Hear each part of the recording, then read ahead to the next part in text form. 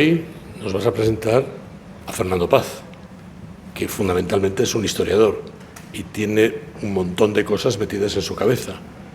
Pero normalmente al Estado franquista se le ha vinculado con la Falange. Y a lo mejor las cosas, la Falange y las Hons. Y a lo mejor la Falange, el tradicionalismo y las Hons, antes de 1936, eran unas cosas y después fueron otras cosas que sorprendentemente a lo mejor no forman parte de la literatura utilizada.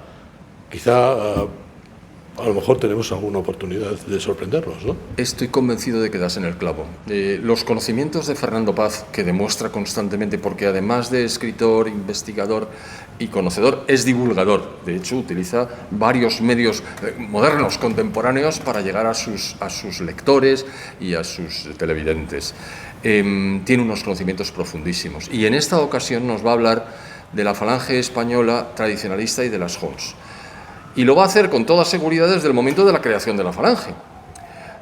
Claro, 3 años antes de la guerra.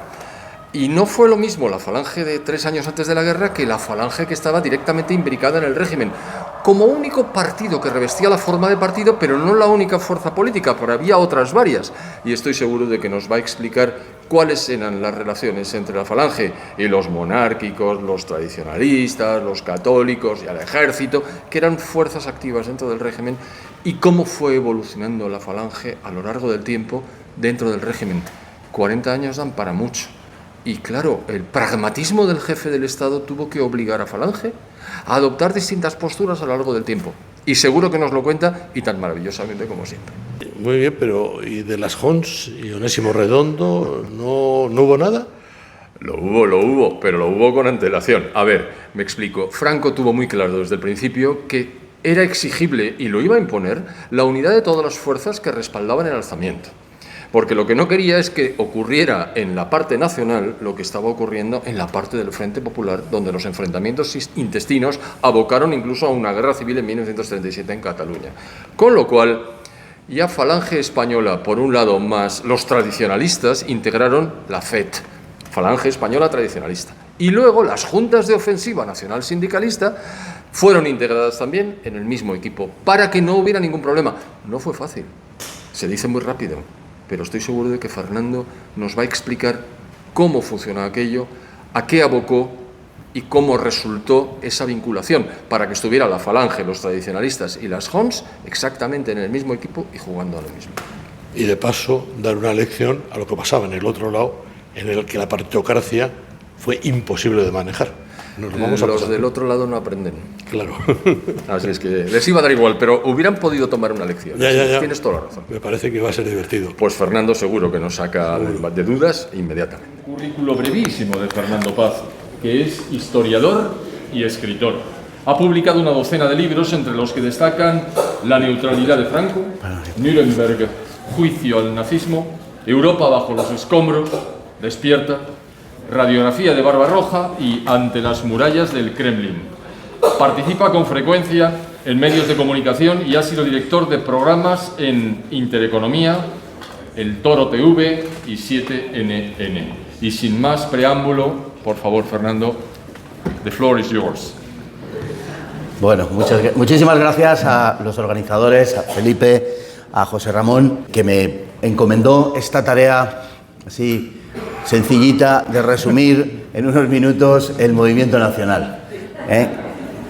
Uno anda por esas redes sociales de Dios o del diablo las más de las veces y recibe algunas peticiones de distintas personas, pues acerca de, oiga, ¿me puede usted informar sobre bibliografía de, qué sé yo, de la Rusia blanca o de cosas un poco peculiares, ¿no?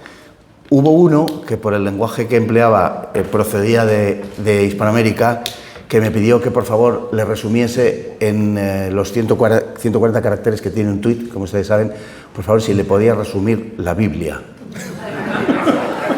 No es un chiste, de verdad.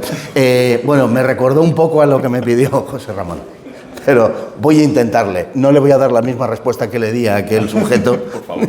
No, pero vamos a intentarlo. Bueno, vamos a hablar de Falange Española Tradicionalista, del movimiento nacional.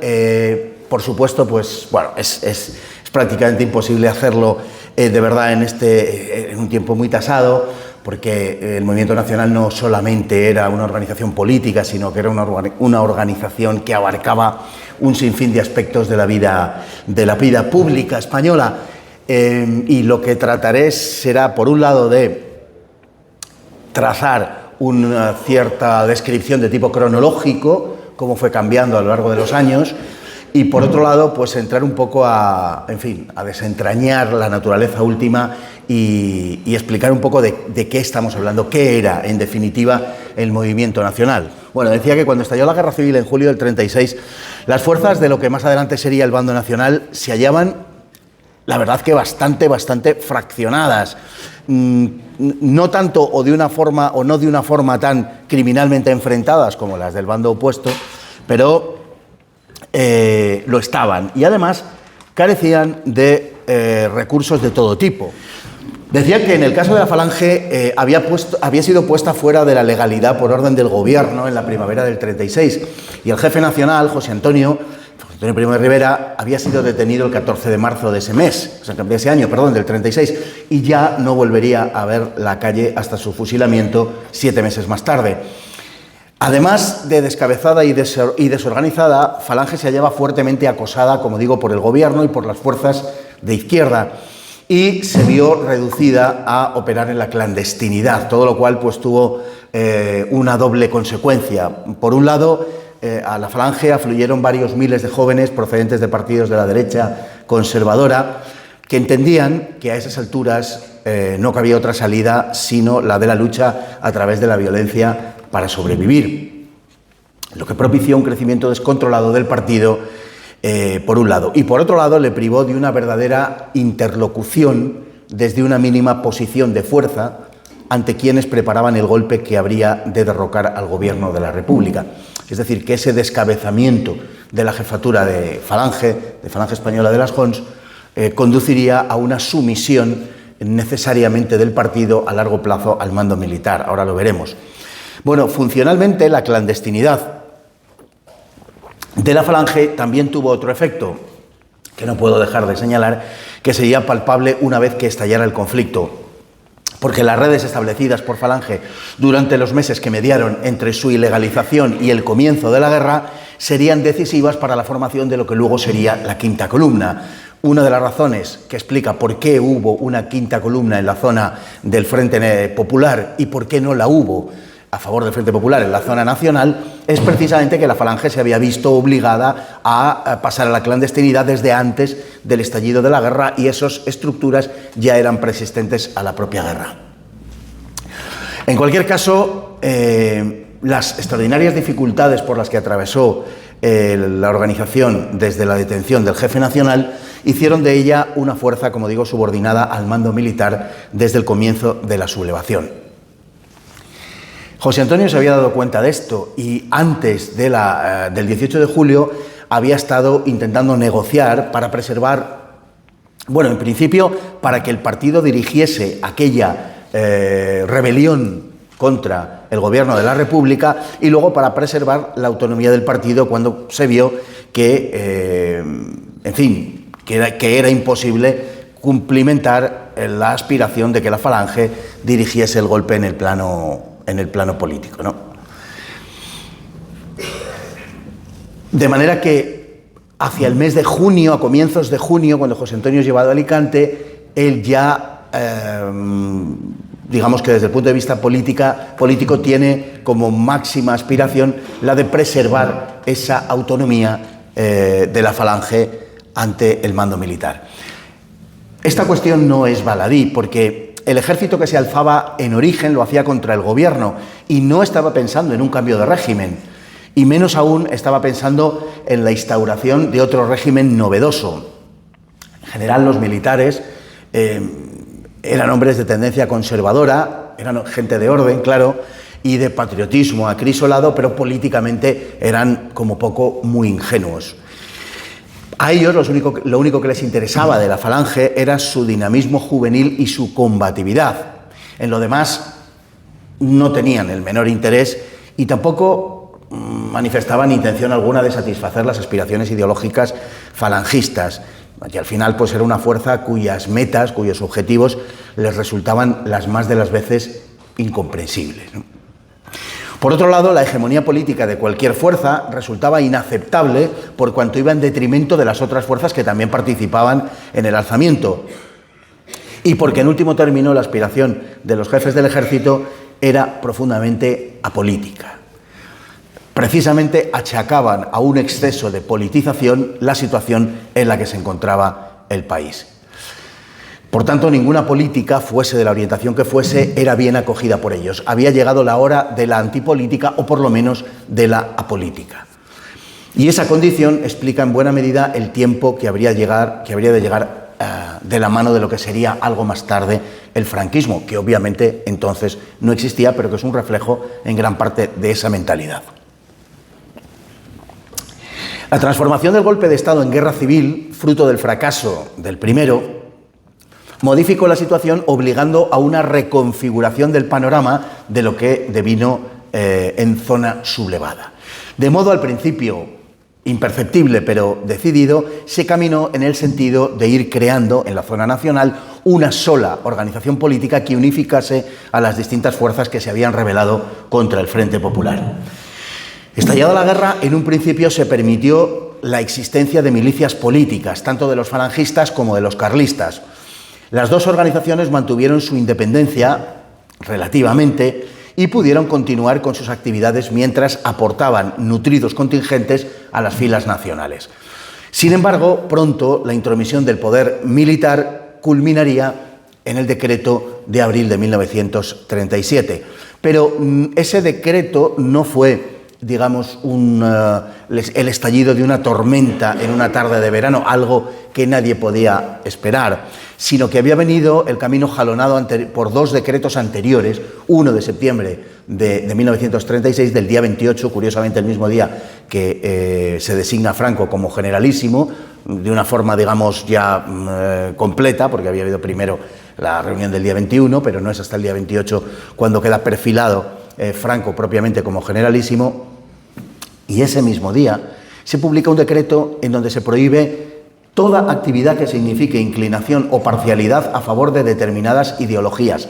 Se dice en el decreto que iba obviamente dirigido contra las fuerzas componentes del bando nacional, porque las referidas, las fuerzas que tuvieran relación con el de carácter republicano, Frente Populista o izquierdista, ya se les aplicaba un decreto que había sido publicado 12 días antes, con lo cual es evidente que este decreto iba dirigido a las fuerzas nacionales, fundamentalmente a la Falange y a los tradicionalistas. De este modo, y en lo que hacía a los falangistas y carlistas, se limitaban sus actividades partidistas, autorizándose solo aquellas que fuesen compatibles con los fines unificadores del mando militar. Sin embargo, aunque unos y otros mantuvieron su independencia, esta fue limitada en su expresión pública. Ellos continuaron desarrollando sus milicias, su propia prensa y su organización en todos los casos. Falange incluso llegó en el desarrollo en estos ámbitos a tener una productora cinematográfica, ¿no? De modo que los falangistas y los carlistas, pese a este decreto, seguían impulsando sus propios proyectos autónomos. Pero el mando militar estaba desde luego decidido a frenar este tipo de deriva, ¿no? Y así en diciembre del 36 se publica el segundo decreto en el que se prohíbe que las milicias mantengan su independencia, que haya milicias propiamente falangistas y carlistas, quedando integradas en la más estricta obediencia a las jerarquías militares y perdiendo en el terreno castrense la menor autonomía. Entre otras cosas, además de poner a las milicias bajo mando militar directo, esto lo que suponía es que cualquier veleidad política por parte de los carlistas o por parte de los falangistas, pues lógicamente no podía ya contar con el concurso de una fuerza militar propia, no podía contar con el concurso de las milicias. Bueno, pese a estos dos decretos, los carlistas y los falangistas siguieron adelante con su actividad política, digamos, partidista para entendernos, haciendo proselitismo también, lo que era algo que no estaba bien visto en aquellas fechas en el bando nacional, porque todo proselitismo, por definición, pues estaba orientado a captar a seguidores de otras fuerzas políticas, o si no era así, y se dirigía un poco más a la masa neutra, entraba en conflicto, provocaba conflicto con otras fuerzas políticas. De modo que el 19 de abril del 37 Franco promulga el decreto 255 por el que se unifican todas las fuerzas bajo su mando, el llamado decreto de unificación, ante el que ya ni los carlistas ni los falangistas podían hacerse los distraídos, evidentemente. Teóricamente se trataba de una unificación entre carlistas y falangistas, que eran las fuerzas mayoritarias en su zona, que eran las fuerzas más combativas y las más legitimadas políticamente del bando nacional. El resto de fuerzas en la zona nacional, reducidas por la hegemonía de las anteriores a una mera sombra desde el principio de la guerra, quedaban disueltas. En la realidad, lo que sucedía era exactamente, en algunos extremos, lo contrario de lo que parecía. El nuevo partido, que se denominó Falange Española Tradicionalista y de las Juntas de Ofensiva Nacional Sindicalista, el nuevo partido, significativamente denominado sobre la base de la Falange y el carlismo, dando preeminencia a la primera, en realidad era, y se iba a convertir cada vez más, en una organización ideológicamente de corte mucho más conservador que la Falange originaria, destinada a dar acogida, no solamente, por decirlo así, al carlismo, no solamente a ser una especie de síntesis o de mixtura entre el carlismo y el falangismo, sino que el objetivo era crear una organización, digamos, en la que tuviesen cabida el resto de fuerzas de la zona nacional que no eran ni falangistas ni carlistas. Fuerzas que habían quedado desacreditadas o que habían quedado reducidas por distintas razones a una presencia muy minoritaria en el bando nacional, aunque originariamente pudieran ser incluso fuerzas mayoritarias, pero por causa de la guerra habían quedado muy reducidas, y para que pudieran también entrar en la estructura política del nuevo partido. Hombre, innegablemente es cierto que se produjo una clara preeminencia inicial de los elementos falangistas, pero también el nuevo partido solo retuvo de la doctrina josé-antoniana aquellos puntos que resultaban comunes con el resto de fuerzas alzadas, y así algunos de las principales características de la Falange originaria, en el sentido doctrinal, como la reforma agraria, como la nacionalización de la banca, como la tendencia a la separación Iglesia-Estado o la condición republicana del Estado, fueron puntos que el nuevo partido, digamos, dejó completamente a un lado. Estos temas eran vistos con enorme recelo por el conjunto de las fuerzas del bando alzado, ¿no? Por el conjunto de las fuerzas conservadoras y también tradicionalistas. De hecho, en la zona nacional, a la Falange, por este tipo de cosas, se la conocía como la Failange, en alusión a la organización anarquista, o también, un poquito más cariñosamente, eran denominados los falangistas como nuestros rojos.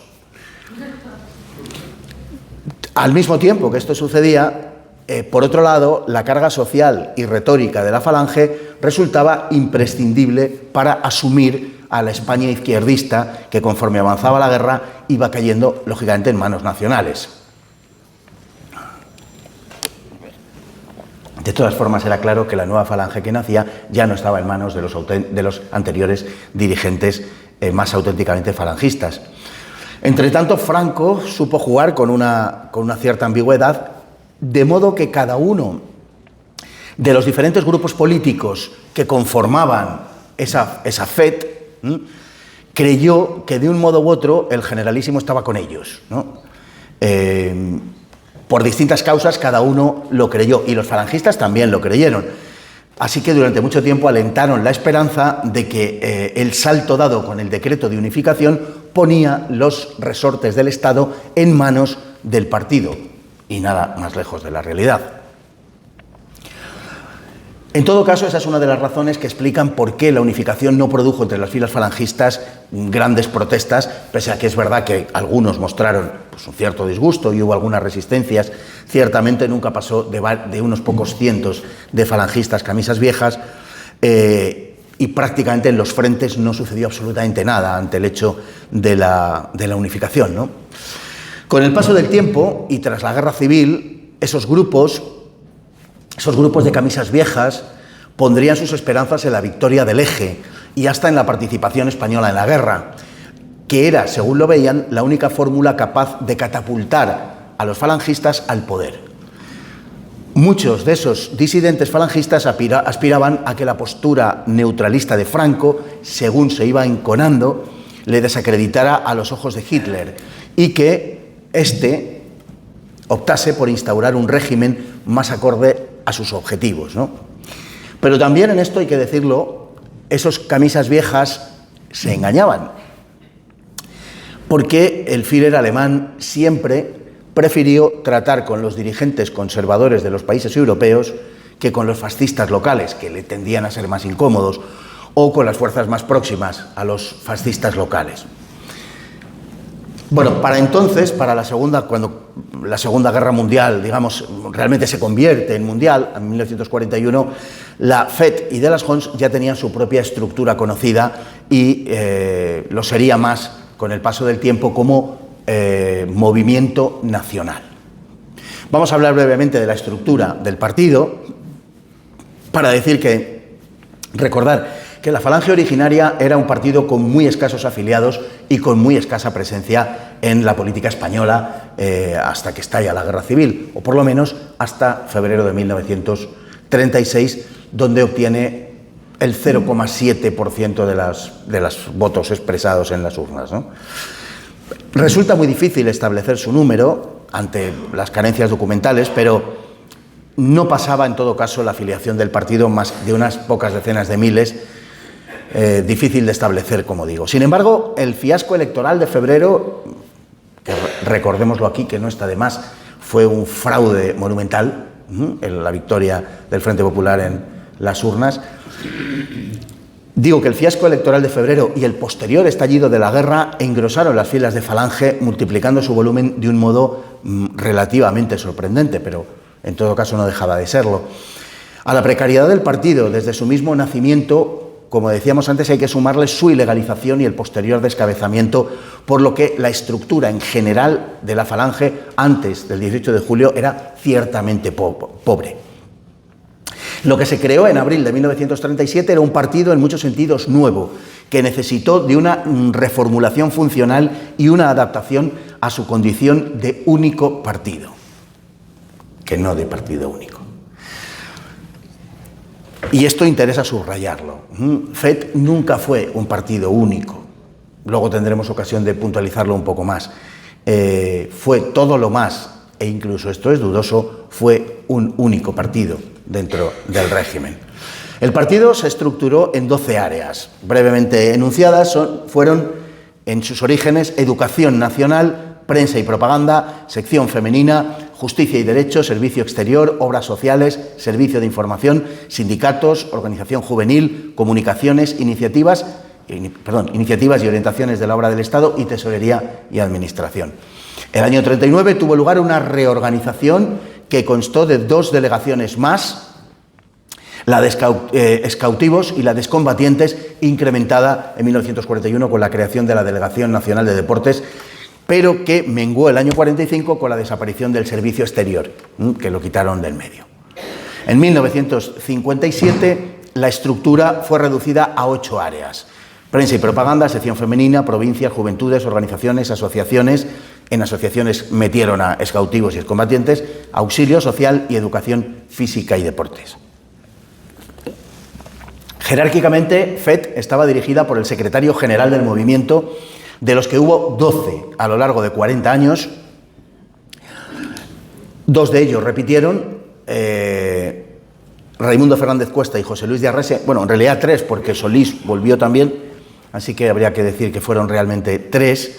Y precisamente Solís fue quien más tiempo estuvo, José Solís, al frente del partido, el Movimiento Nacional de la FET. Estuvo 12 años, entre el año 57 y el 69.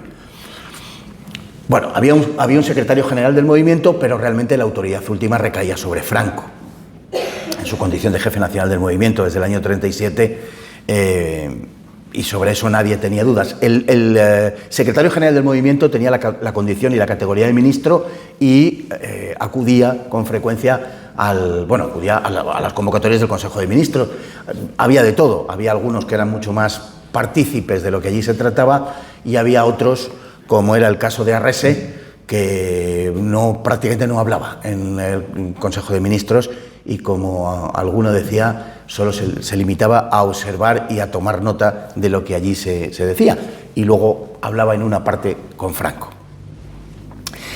Bueno, por debajo del secretario general se encontraban los consejeros nacionales del movimiento, el vicesecretario general, lógicamente, pero los consejeros nacionales del movimiento, que se reunían con cierta periodicidad en el Consejo Nacional del Movimiento, que estaba en el Senado.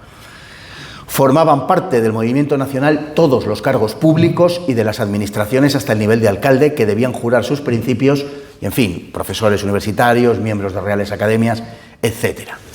Pero vamos a pasar a una cuestión que es fundamental, porque no solo hace referencia al movimiento nacional, sino que también nos marca de forma muy característica cuál fue la naturaleza última del régimen franquista ante esas imputaciones de que se trató de un régimen fascista, incluso totalitario, al decir de algunos. Y es la relación entre FET y el Estado,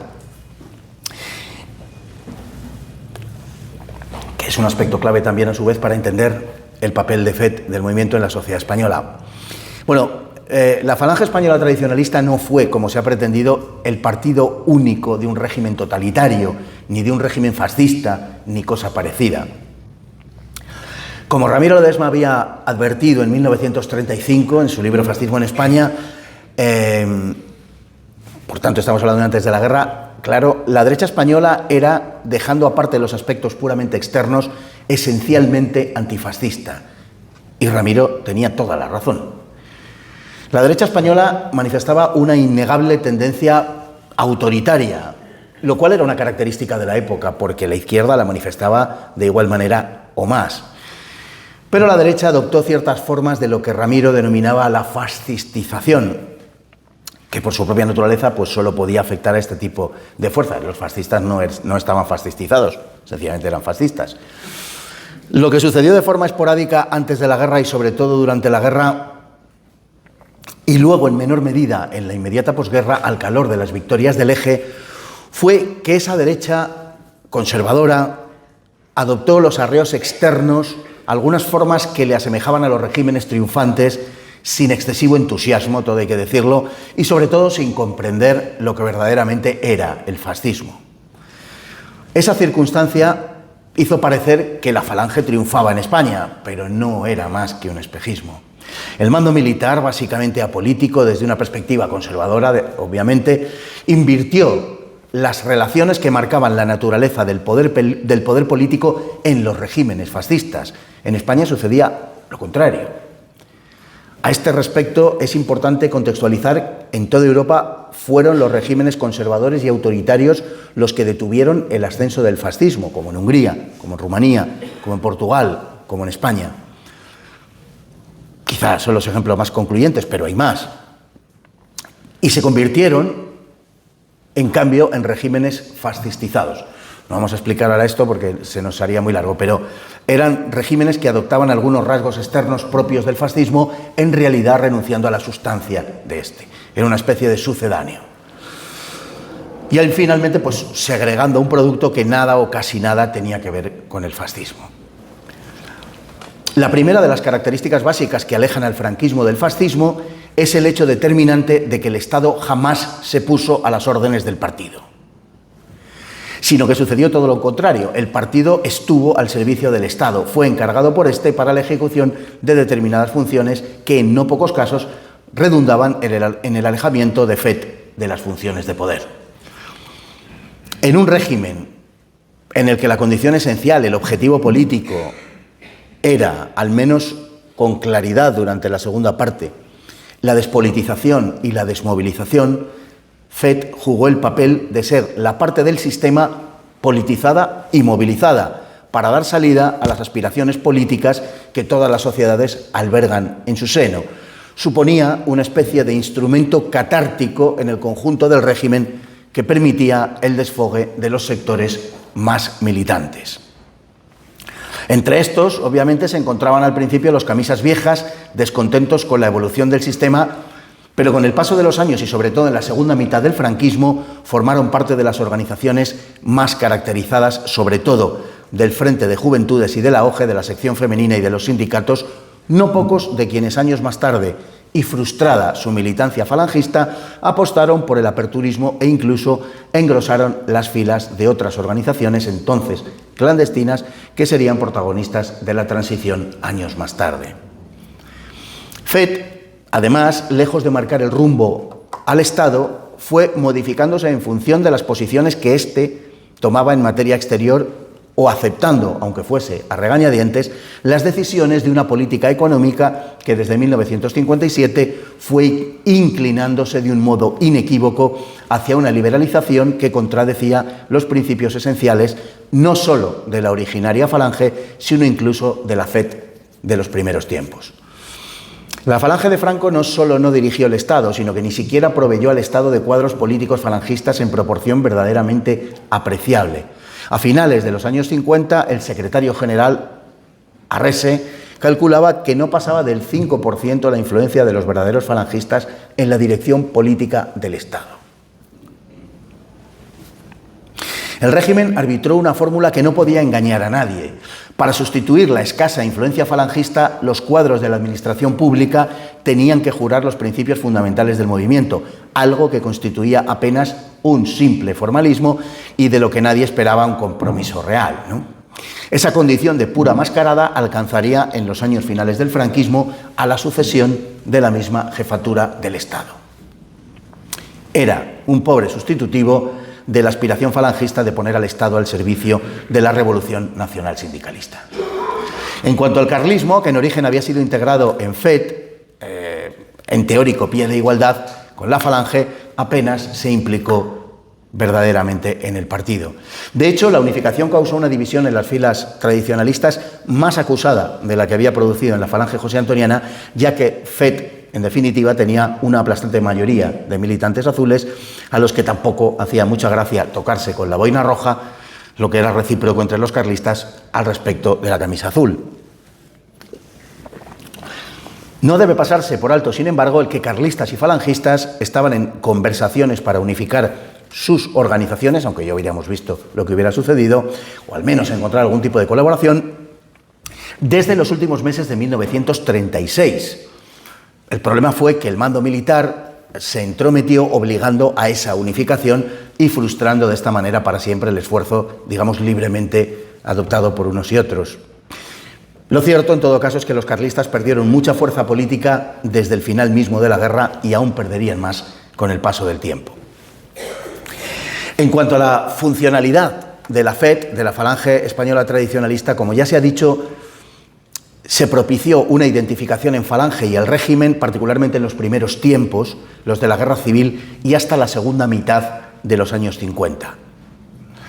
Hasta la mitad de la Segunda Guerra Mundial, hasta 1943, 1945, hasta el final, las consignas de Falange, sus rituales, sus banderas, sus uniformes, sus saludos y toda una forma pública de comportarse tiñeron indiscutiblemente la vida española de azul.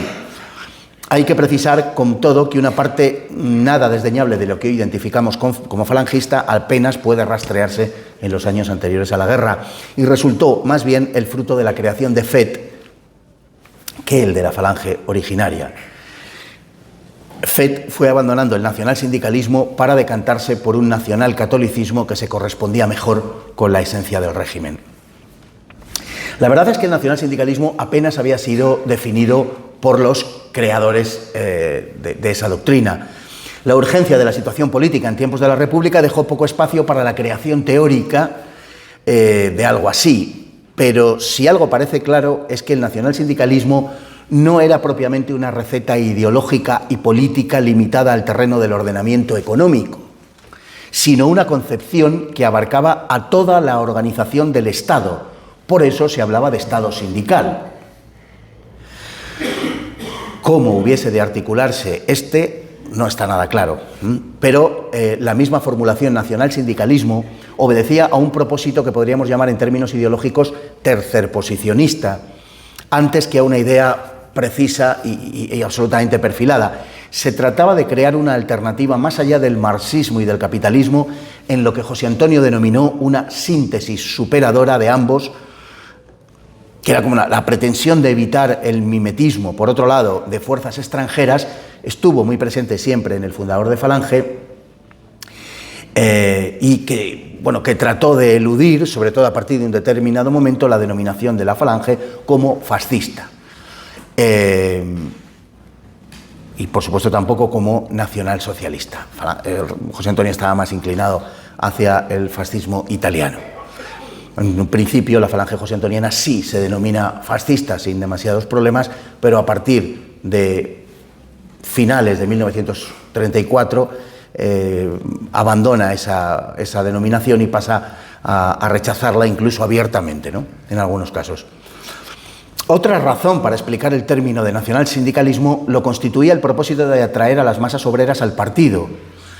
En Alemania estas masas eran de orientación marxista y parecía lógico que lo que se produjese allí fuese algo que se llamase nacionalsocialismo.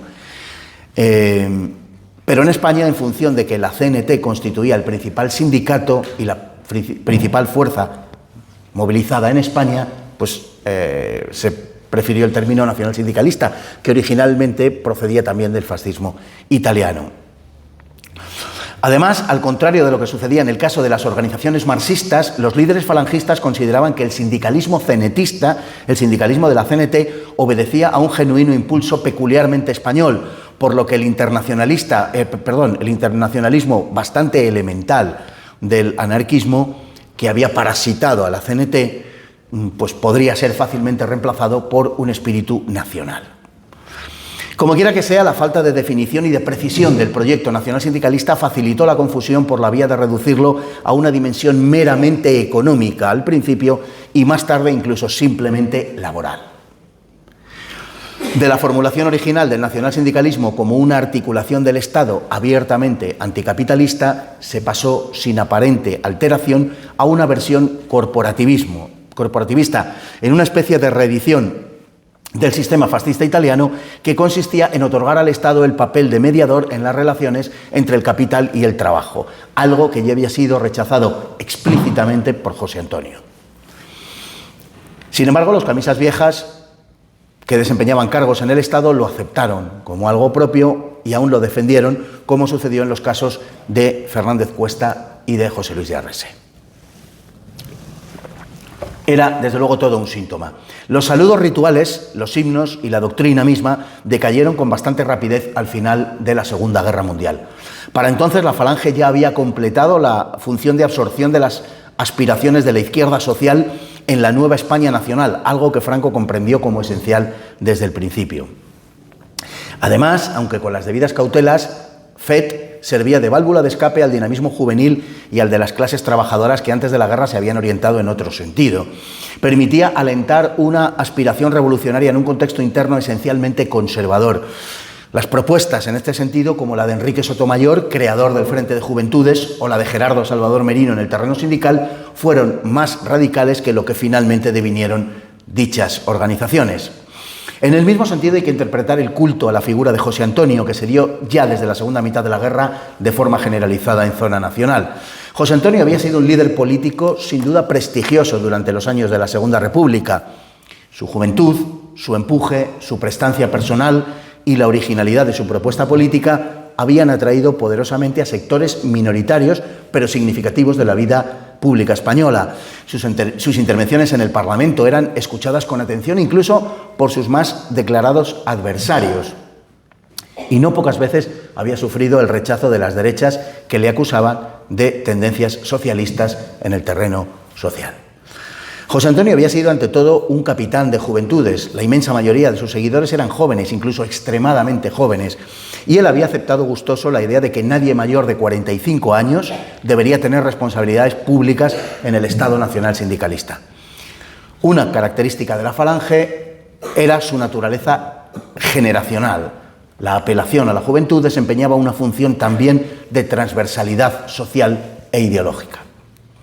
Su innegable valor personal y político, su admitida condición intelectual, en fin, su jovialidad, su impulso, su ímpetu juvenil y en menor medida su generosidad, hicieron de José Antonio una especie de arquetipo humano propicio a ser admirado por una juventud que siempre busca ejemplos en los que admirar y en los que inspirarse. Cuando estalló la guerra, esa imagen de José Antonio ya se había instalado, aunque fuese en parte, ¿no? Entre las filas de las organizaciones que se sublevaron el 18 de julio, una encuesta hecha por el diario Ya entre sus lectores en la primavera del 36, estando ya José Antonio encarcelado, mostró las preferencias de estos por el líder falangista cuando se les preguntó a quién preferirían para dirigir España. Los votos en favor de José Antonio adelantaron con notable diferencia a los que fueron a parar a Calvo Sotelo, a Gil Robles o a Alfonso XIII. Es decir, que antes de la guerra ya la Falange había crecido lo suficiente y la figura de José Antonio se había agigantado lo suficiente como para algo así. No fue solo un crecimiento producto de la guerra, como en ocasiones se afirma de una forma un tanto gratuita. Es posible que su condición de represaliado por el gobierno jugara un cierto papel, pero lo cierto es que para entonces estaban afluyendo al partido miles de jóvenes procedentes de todo el espectro conservador. De modo que todo estaba dispuesto para que el culto a José Antonio tomara forma. Su encarcelamiento, juicio y fusilamiento no hizo más que agrandar su figura hasta la altura del mártir. La guerra, naturalmente, acentuó el proceso y en los años posteriores España se llenaría de niños que eran bautizados con su nombre. José Antonio fue, en definitiva, elevado a los altares de la causa nacional. Por diversas razones que no son del caso ahora, la veneración por su figura permaneció intacta hasta el final del franquismo y, en cierto sentido, que esto sería debatible, pero puede decirse que incluso le ha sobrevivido. El culto al mártir reforzó la unidad del bando nacional durante la guerra. José Antonio fue rodeado de un aura de santidad que incluso lo deshumanizó hasta casi convertirlo en un personaje mítico. José Antonio encarnaba el deber ser frente al ser, la aspiración frente a la realidad. O como el propio José Antonio había escrito en 1935, bien sabemos nosotros que vale más un porvenir por hacer que uno ya hecho, que vale más una ilusión que una realidad. Y sin saberlo, había escrito el guión de lo que su figura representaría en la España de Franco. El fracaso de FET. Bueno, después de la Segunda Guerra Mundial, Falange se convirtió en un instrumento incómodo que recordaba excesivamente a los derrotados del año 45 y que teñía al régimen de una, a partir de entonces, indeseable coreografía fascista. Pero tampoco debemos emplear como análisis únicamente la referencia internacional. La propia evolución del régimen derivaba, casi desde el principio, como se ha dicho, en un sentido nacional católico que cada vez se parecía más al de la derecha conservadora y tradicional. El objetivo, después de la Segunda Guerra Mundial sin duda ninguna, era el de la instauración de una monarquía autoritaria en la línea de los teóricos de Acción Española, como recogía la legislación española, la legislación nacional a partir de 1947. Un sistema corporativo con unas cortes de inspiración tradicional desde 1943, un sindicalismo estatal corporativo, una política económica de capitalismo subordinado a la acción política y dirigido por el Estado, el inquebrantable apoyo del ejército, considerado por Calvo Sotelo como columna vertebral de la patria, y un catolicismo patriótico en lo cultural y educativo. Sin embargo, no era posible deshacerse del partido sin más, como pensaron los monárquicos y católicos entre el año 45 y el 50, que pensaban que Franco iba a terminar cediendo la instauración de una monarquía y se iba a marchar o a quedar como una figura puramente decorativa. No era posible eliminar a la Falange sin más, porque para Franco también seguía siendo una fuente de apoyo político y social. Y, en último término, era la única posibilidad de movilización política auténticamente popular, aunque fuera limitada, ¿no?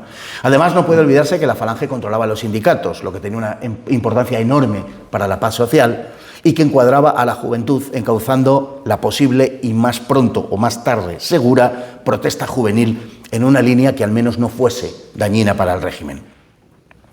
También, por otro lado, la Falange equilibraba la situación de fuerzas con los monárquicos y sus veleidades acerca del franquismo, ¿no? Como pensaban los monárquicos, como una especie de régimen intermedio que había de anteceder a la instauración de la monarquía, que es en lo que debería desembocar en definitiva el régimen del 18 de julio. Lo cierto es que a partir de 1946 la Falange recibiría un exiguo porcentaje del presupuesto nacional, cayendo hasta un simple 0,3% de todo el presupuesto aprobado por el gobierno. Un 0,3% desde luego queda muy lejos de las aspiraciones a ser un partido que dirija el Estado. Precisamente por entonces comenzó a dejarse de hablar de Falange para sustituir su mención por la de El Movimiento, aunque esa decisión no sería oficial hasta abril de 1970. Hasta entonces, teóricamente se denominaba, o teóricamente no, se denominaba a la Falange como FET, como Falange Española Tradicionalista de las Corts. Todavía no se le llamaba obligatoriamente de forma pública solo El Movimiento. Bueno, las organizaciones del movimiento contaron con una gran cantidad de afiliados, aunque muchos de ellos, cuando vayamos a las cifras, o cuando vayan ustedes a ver las cifras, tienen que tener cuidado porque muchos de ellos lo eran solo de forma nominal. La única organización de la que nos podemos fiar en cuanto a los datos, como militantes de verdad, era el Frente de Juventudes, que el año 59 alcanzó la impresionante cifra de 1,5 millones de afiliados. Si unimos el Frente de Juventudes y las falanges juveniles de Franco, estamos en los 2 millones de jóvenes. No es una cifra menor, desde luego.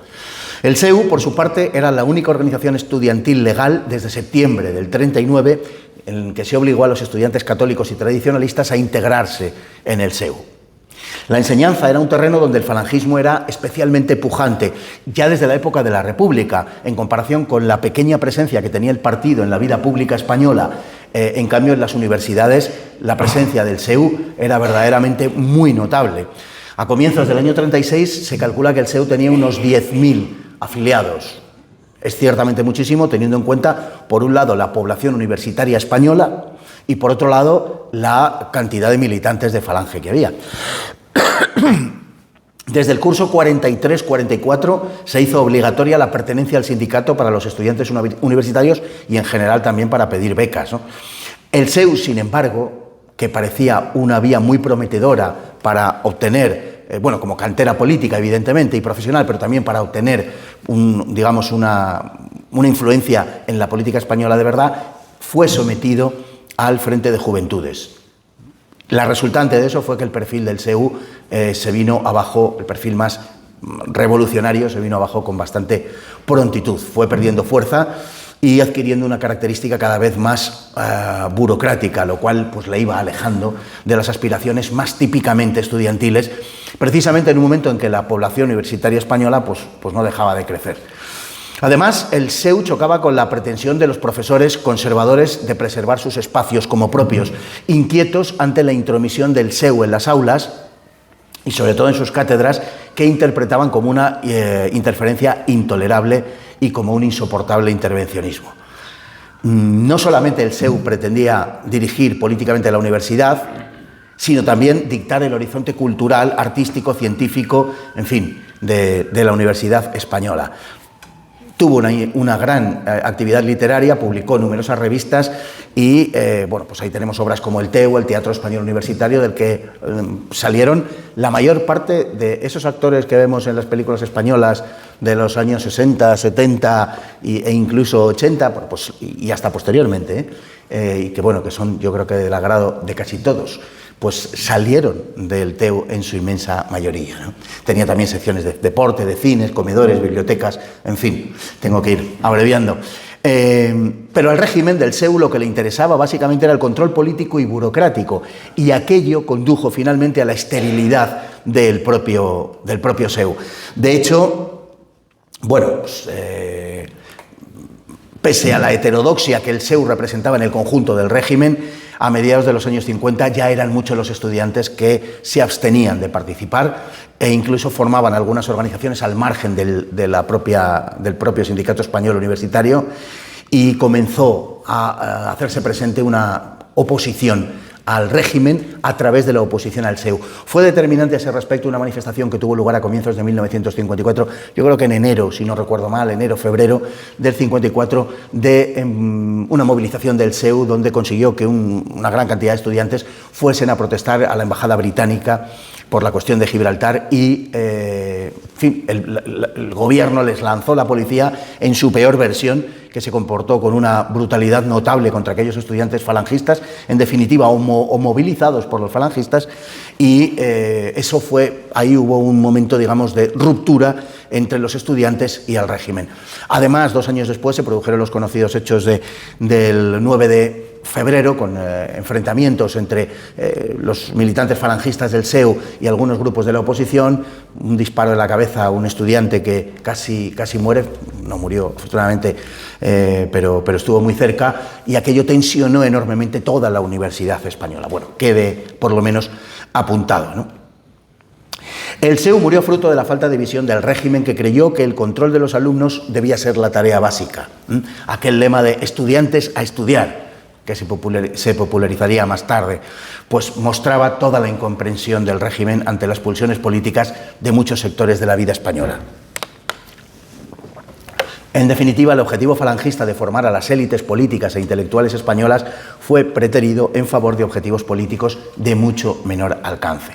La burocratización del SEU que precedió a su liquidación fue un triste corolario de aquella organización que había nacido, en frase de José Antonio, como levadura y gracia de la falange, y había quedado reducida a un aparato puramente burocrático, poco después incapaz de movilizar a grandes sectores de la vida universitaria.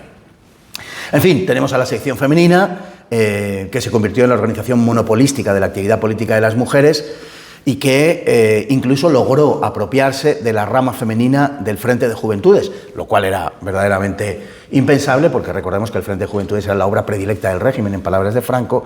Bueno, pues logró quedarse con esa rama femenina, articuló el auxilio social y el servicio social, que duraba entre 3 y 6 meses y que se hizo teóricamente no obligatorio, pero en la práctica casi, y que preparaba, bueno, pues la instrucción de la mujer con un criterio católico y patriota, a fin de desempeñar lo que estimaba era su papel social.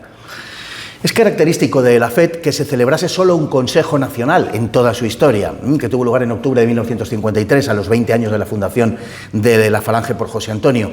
Un congreso que resultó una enorme decepción, como reconocieron los falangistas más comprometidos, en los que, lejos de hacerse un análisis de lo conseguido con respecto a lo proyectado, se santificaron las políticas del régimen, por un lado, y por otro lado fue muy obvio el uso que se hizo de la retórica falangista para contrarrestar las exigencias monárquicas y recordar a los monárquicos que Franco contaba con un nutrido apoyo popular, lo que por lo demás era cierto. La insistencia de algunos camisas viejas en subrayar la oposición de José Antonio a ser considerado fascista, que se dio mucho en el Congreso, estaba destinada obviamente al consumo extranjero en un momento en el que España, no lo olvidemos, 1953 firmaba los pactos con Estados Unidos y con el Vaticano. Los objetivos de la Falange en sí no ocuparon en ese Congreso mucho espacio, en una época en la que Franco le comentó a Tomás Gistau muy significativamente cuál era la idea que tenía de la Falange, y dijo: la Falange es la CLA que me acompaña en mis viajes por España. Apenas cabe describir el fracaso de Falange en términos más crudos. En fin, a toda esta evolución hay que añadirle la inconveniencia del mantenimiento de una estructura como FED ante los cambios políticos en los países de nuestro entorno, geográfica y culturalmente hablando, como se dice ahora, y los propios cambios que el régimen estaba introduciendo. En los años 60, y tras la liberalización en principio económica y más tarde, aunque cautelosamente también política, el papel del partido disminuyó con una cierta brusquedad. A fines de los 50 se había producido el último intento de institucionalizar el franquismo desde una óptica falangista.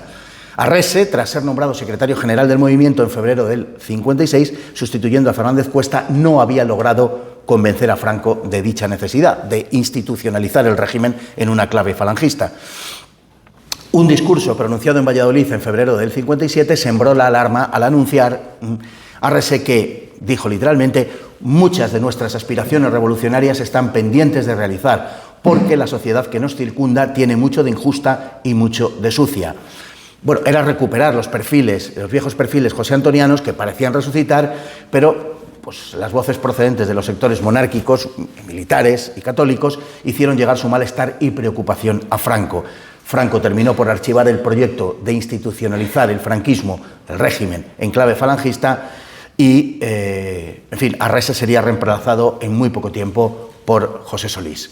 De este intento solo sobrevivió la Ley de Principios Fundamentales del Movimiento, que pasó posteriormente por la supervisión del almirante Carrero Blanco y que terminaría, huelga decirlo, descafeinando la inspiración falangista originaria de Arrese, ya bastante teñida de nacionalcatolicismo en su mismo origen, porque Arrese era muy próximo, desde luego, a esa versión nacionalcatólica. En fin, pues acabó concluyendo en una especie de nebulosa declaración muy generalista y desideologizada desde el punto de vista falangista. La falange quedaba diluida en el movimiento. A Arrese le sucede Solís. Bueno, pues Solís era un hombre muy jovial, muy alegre, con mucho empuje, pero cuya concepción de lo que tenía que ser la falange y el movimiento era muy publicística. Era un hombre al que lo que más le interesaba era la imagen, era proyectar una determinada imagen del partido y le importaba mucho menos, esa es la realidad,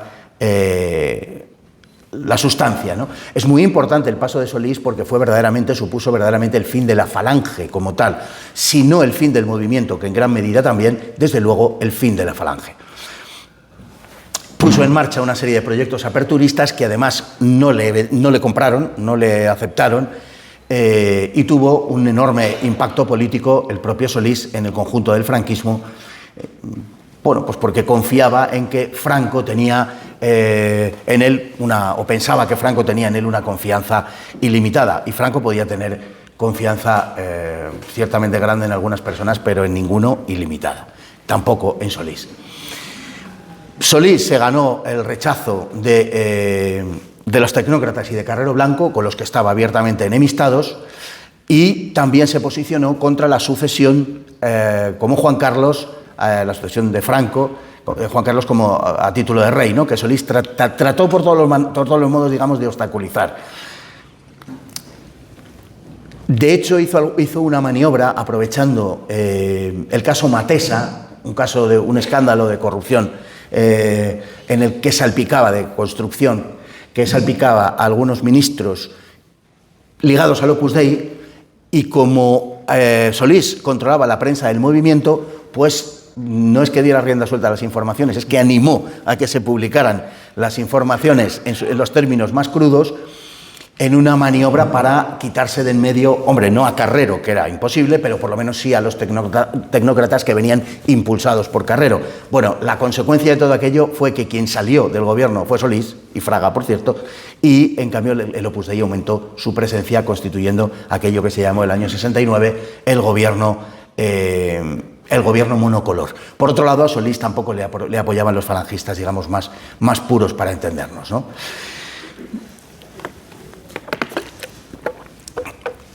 La evolución después de Solís es una evolución puramente de liquidación del movimiento.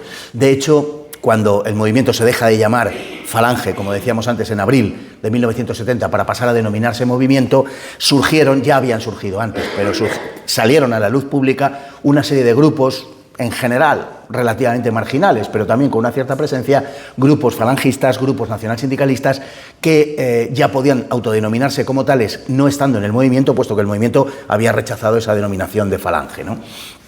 El Frente de Estudiantes Sindicalista, por ejemplo, los Círculos Doctrinales José Antonio, el Frente Nacional de Alianza Libre, donde había algunos falangistas con un perfil, digamos, más revolucionario y más opuesto al régimen, pero ya con una presencia en la vida pública y con un impacto que podemos considerar bastante marginales. Bueno, a esas alturas el SEU ya había dejado de existir, porque el SEU es liquidado el año 65, para que nos hagamos una idea, pese a algunos intentos por parte de Martín Villa y de Ortiz Bordás de resucitarlo, había sido imposible. La Guardia de Franco también, que era, digamos, la élite del movimiento, se había también eclipsado a notable velocidad. Había surgido la OGE, ya muy desideologizada, en 1961,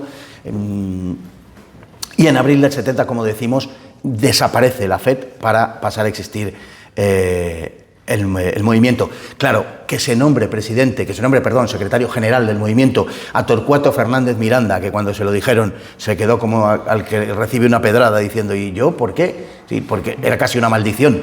Y además dice, pero si yo no soy falangista, hizo lo posible por evitar que le nombraran secretario general, sin éxito, pero hizo lo posible. Bueno, abolió la obligatoriedad de la camisa azul en los actos públicos, lo cual era pues una invitación a que no se llevase la camisa azul en los actos públicos. Bueno, de forma muy característica, FET terminaba como había comenzado, convertida en la carcasa de un haz de variopintas fuerzas cuyo interés político primordial era restar capacidad hegemónica a la Falange porque era la que se le presumía que lo iba a tener. FET había, ya como conclusión, había supuesto la creación de un partido nuevo sobre la base de la Falange de los años republicanos que había entrado en la guerra civil celosa de su subordinación al mando militar y la había terminado completamente sometida. Se convirtió en la casa común de los alzados y, aunque predominaron en un principio los elementos azules, en modo alguno fueron exclusivos. A FET jamás le fue entregada la dirección del Estado. Por el contrario, estuvo sometida a este y le sirvió al Estado a las órdenes del caudillo. No estamos, por tanto, ante un partido único y ni siquiera ante un único partido, puesto que difícilmente puede calificarse en muchos aspectos a FET de partido. Y no solo esto, FET jamás dirigió ni siquiera el aspecto puramente político en la España de Franco. Su fracaso como proyecto autónomo no puede ser en ese sentido más completo. Además, no existía un estado de movilización que dependiera de la acción de FET, como en los países fascistas. Aquí lo que había era un deseo, por el contrario, de congelar todo lo que fuese movilización de masas. La España de Franco era una sociedad religiosa, por lo que la política solo cumplía un papel parcial, importante, pero parcial, en el marco general de la propia sociedad. En consecuencia, la pretensión de que el régimen era totalitario resulta sencillamente absurda, e incluso lo es el que una situación como la descrita pueda ser calificada siquiera de fascista. Se trató de un régimen autoritario con una fuerte impronta personal y militar sobre una base ideológica de catolicismo nacional. Como proyecto político propio, FET jamás tuvo ninguna oportunidad, pero desde 1943-45 sus posibilidades, por pocas que hubieran sido, se esfumaron. La victoria de las democracias liberales y del comunismo no constituía, desde luego, el mejor contexto internacional para FET. El falangismo original tuvo que ir acomodándose a las circunstancias de un mundo hostil, pero es innegable que ese amoldamiento a las circunstancias resultaba bastante incómodo e innegablemente impostado. Por eso, Serrano Suñer pidió licenciar la Falange tras la Segunda Guerra Mundial. No podía inventarse una Falange democrática y aliadófila. El régimen, con todo, necesitado de FET, encontró la alternativa a su disolución en una desideologización. No había otra posibilidad. Y ese fue el proyecto a partir de 1945 y de forma más acusada durante los años 50. Sí, sin embargo, a partir de los 50, la liberalización y el desarrollismo hicieron descarrilar las previsiones. En unos pocos años, Franco liquidó la vieja España que había cristalizado en el 18 de julio. La España rural, la España tradicional, la España católica, proceso que se dio al tiempo que la propia Iglesia segaba la hierba bajo los pies del sistema franquista, como nos ha contado antes o ha referido antes el padre Gabriel. Con Franco se transformaba el país en el sentido de la industrialización, de la urbanización, de la modernidad, y emergía una nueva sociedad de clase media cuyos valores, referencias y expectativas eran distintas a las de sus padres. La magra afiliación al movimiento ya en los años 60 procedía, de modo desproporcionado, de las provincias católicas y rurales del norte de España. La España que se estaba quedando atrás, la España que estaba desapareciendo. Las respuestas de la generación anterior ya no eran válidas y el movimiento quedó como una especie de reliquia. Perdón.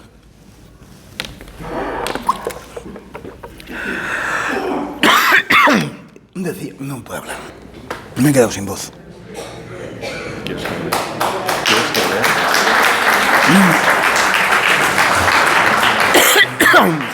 ¿Te parece que lo lea? Espera un segundo.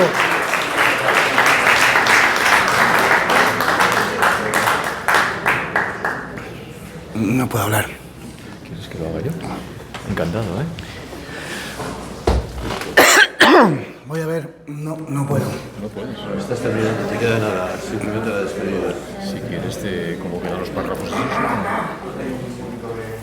Vale, gracias. Buena idea. Por leer el final, simplemente.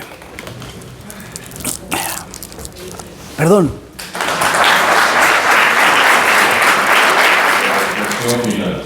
El proyecto de Ceti de las Fonso fue separado de un modo cada vez más notorio de los objetivos marcados por los fundadores, singularmente por José Antonio.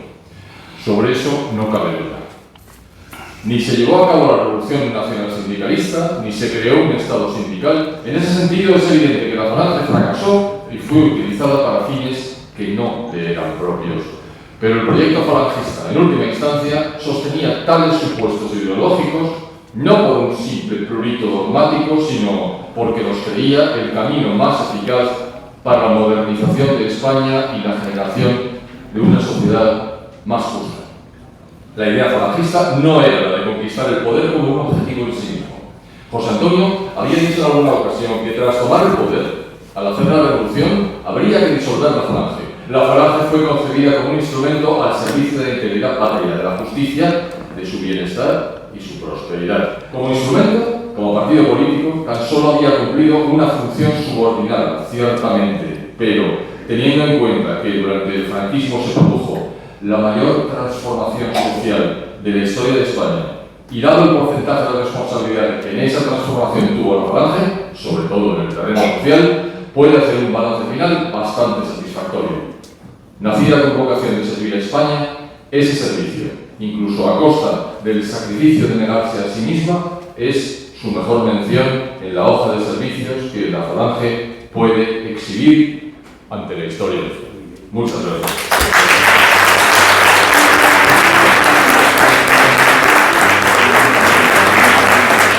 Quedó sin voz. Muchas gracias. Vaya.